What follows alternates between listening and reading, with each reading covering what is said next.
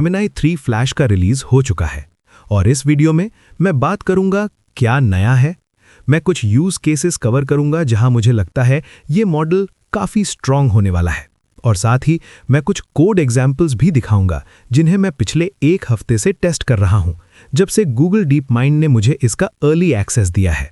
Okay, simple summary ये है कि जेमिनी 3 फ्लैश डेफिनेटली अपने प्रेडिसेसर 2.5 फ्लैश से काफ़ी ज़्यादा बेटर है।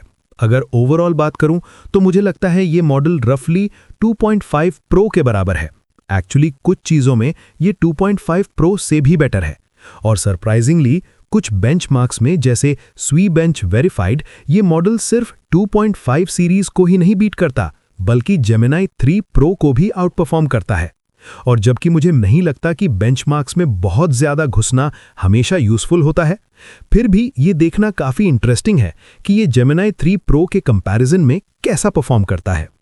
तो यहाँ आप देख सकते हो कि Gemini 3 pro without tools humanities last exam पर 37.5% स्कोर कर रहा है, जबकि फ्लैश मॉडल 33.7% स्कोर कर रहा है।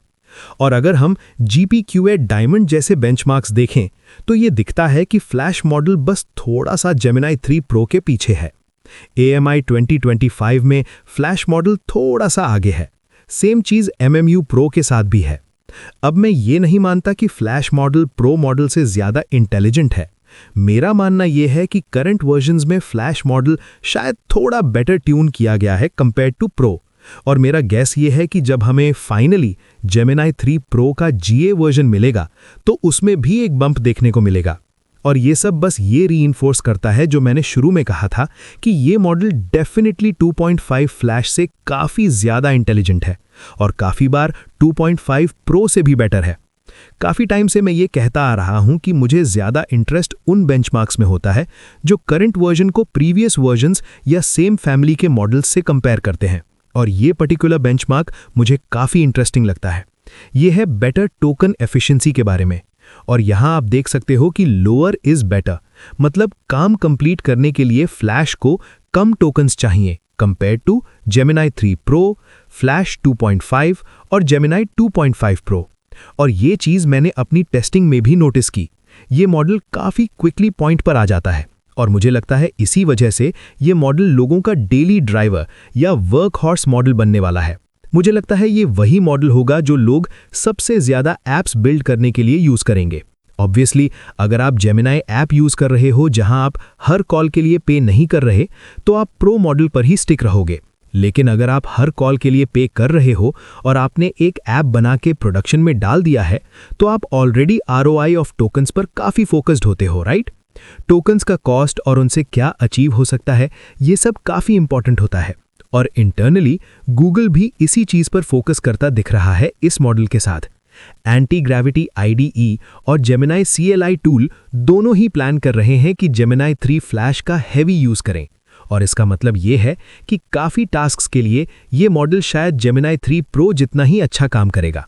और ऐसे केस में आप जेमिनी 3 प्रो को सिर्फ उन चीज़ों के लिए रिजर्व कर सकते हो जहां एक्स्ट्रा इंटेलिजेंस की ज़रूरत हो। एंटी ग्रेविटी के कुछ इंटरनल डेमोज देखकर मुझे पता चला कि इस मॉडल की एक काफ़ी कूल चीज़ ये है कि जब आप ऐप बना रहे हो या उसमें चेंजेस कर रहे हो तो ये कोड बहुत फास्ट रेंडर करता है। तो कुछ की चीज़ें जिन पर जेमिनी टीम ने यहाँ फोकस किया है वो है रीजनिंग। मॉडल के पास रीजनिंग है और आप थिंकिंग लेवल सेट कर सकते हैं और उसे मिनिमल पर भी रख सकते हैं अगर आप रीजनिंग टोकन्स यूज़ नहीं करना चाहते।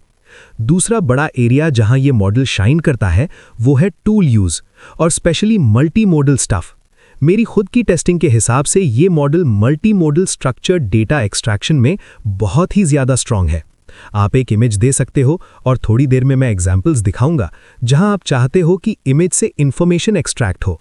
इमेज में क्या हो रहा है, क्या अपीयर हो रहा है और चीज़ें एक दूसरे से कैसे रिलेट करती हैं।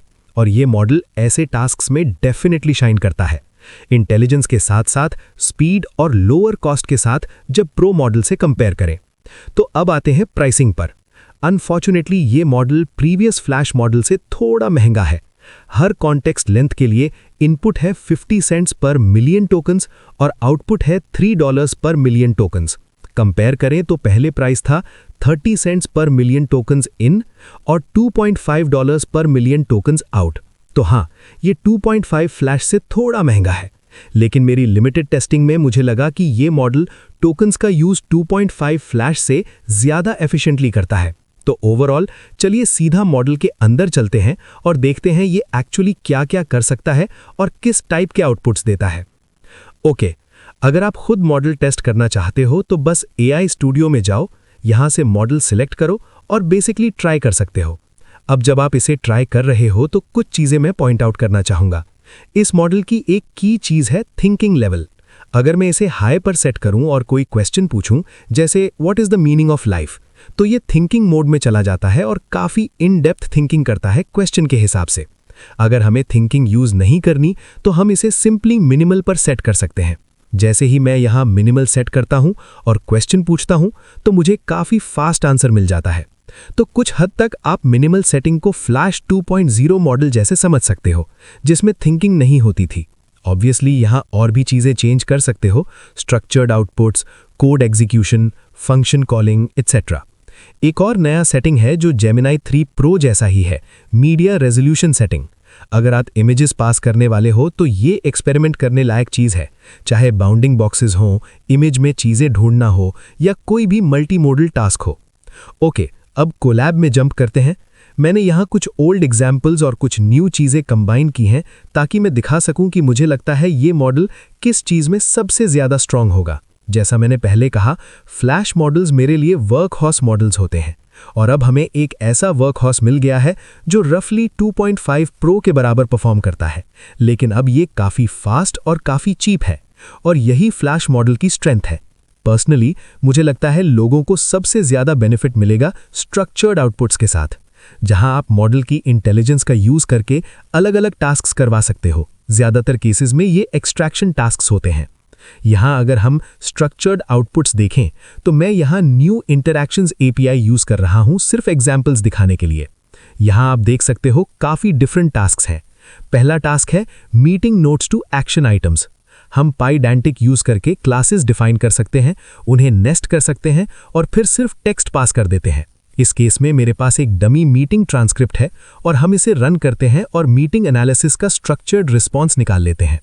और आप देख सकते हो ये कॉन्वर्सेशन एनालाइज करता है, डिसीजंस एक्सट्रैक्ट करता है, एक्शन आइटम्स निकालता है और काफ़ी चीज़ें करता है। और जेमिनी 3 फ्लैश की कूल बात यह है कि ये सब वन शॉट में कर देता है, इसलिए ज़्यादा चेकिंग की टेंशन नहीं होती।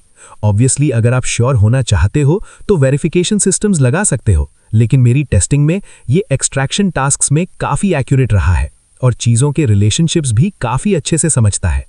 ये चीज़ें हो सकती हैं जैसे सेंटिमेंट और इमोशन एनालिसिस। ये मॉडल बिना किसी प्रॉब्लम के ये सब हैंडल कर लेता है।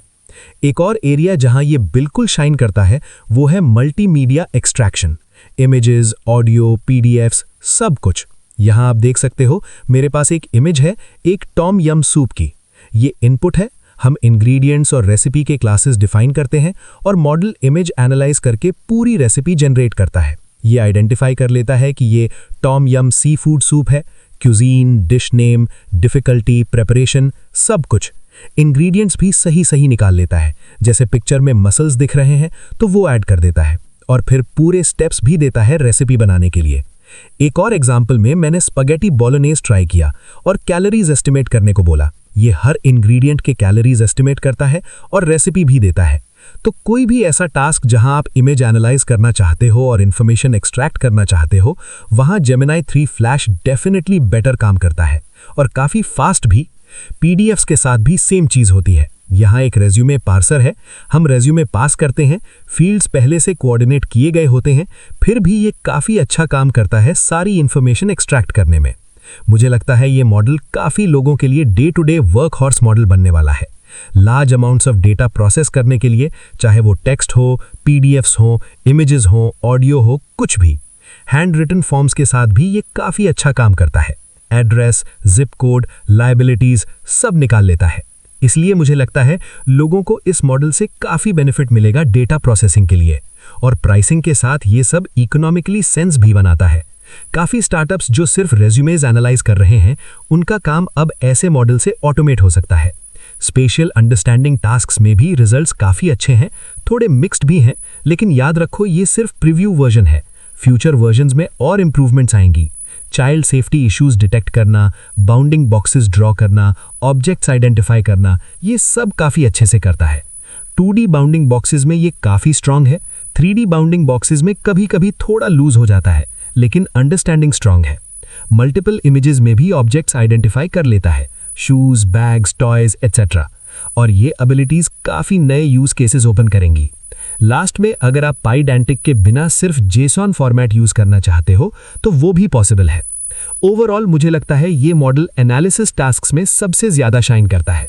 चैट के लिए भी यूज कर सकते हो, टूल्स के साथ कंबाइन कर सकते हो, लेकिन ओवरऑल ये आपका एवरीडे वर्क हॉर्स मॉडल बनने वाला है। जब ये हैंडल ना कर पाए